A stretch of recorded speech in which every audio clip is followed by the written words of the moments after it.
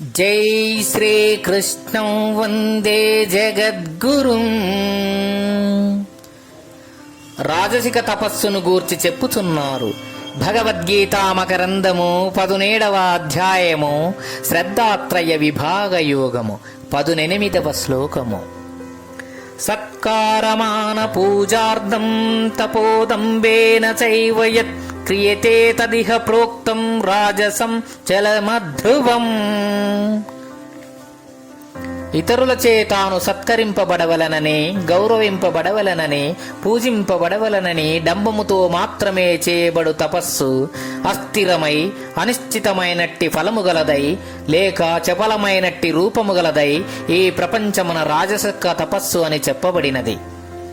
కొందరు తమ తపస్సును చూచి ఇతరులు తమ్ము సత్కరించెదరను భావముతో తపస్సు చేయనారంభించుదురు.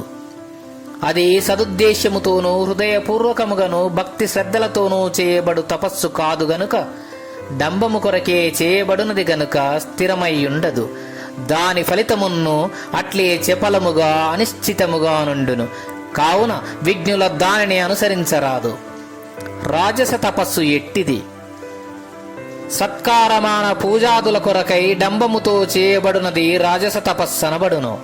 అది ఎట్టి ఫలితము కలిగియుండును, ఎట్టి స్వరూపము కలిగియుండును, అస్థిరమై అనిశ్చితమైనట్టి ఫలము కలిగియుండును, చంచల అనిశ్చిత స్వరూపము కలిగియుండును. భగవద్గీత మకరందము. జై శ్రీకృష్ణం వందే జగద్గురుం. గీతాచార్యులు.